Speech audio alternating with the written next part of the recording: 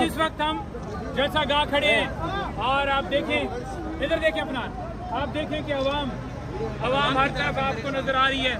आप देखें कि ये जाले कप्तान के ऊपर भी चढ़े हुए हैं, इधर मारे। और वो साइड जो है वो स्टेज है, वहाँ पर स्टेज लगेगा, डीजे मौजूद है।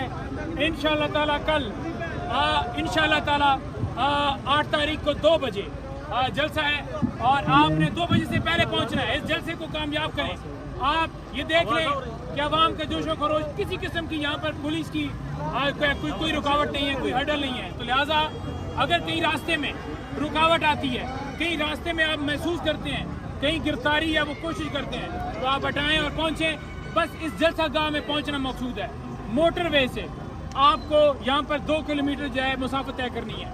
2 किलोमीटर जो है वो आप ज़्यादा से ज़्यादा 20 मिनट में 25 मिनट में तय कर लेंगे।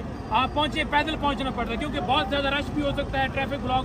जिस जगह आप देखें ट्रैफिक ब्लॉक है, आप यहाँ पर पहुँचे। खान साहब का पैगाम है, खान साहब ने कहा है कि हकीकी आज़ादी के लिए कल 8 को आपने निकलना है घरों से और जलसे को कामयाब करना है।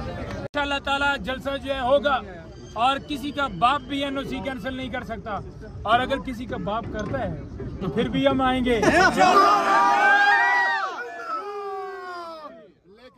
पंचोदा साहब, अगर कंटेनर्स, बड़े बड़े कंटेनर्स लगा दिए जाते हैं, खंदकें खोद दी जाती है, फिर कैसे आएंगे आप लोग? आसमान तक कंटेनर लगाएंगे।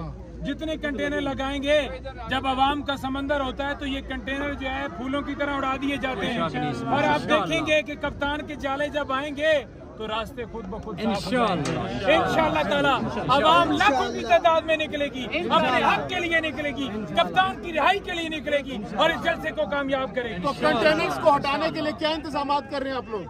देखें, कंटेनर्स को हटाने के लिए सबसे बड़ा इंतजाम यह है कि आवाम की पावर, जब आवाम की ताकत होती है, आवाम की पावर होती है, तो फिर कोई रोक नहीं सकता, कोई माई का लाल रोक नहीं सकता। और आप देखेंगे कि आवाम आएगी, आवाम निकलेगी, आवाम निकल रही है। इस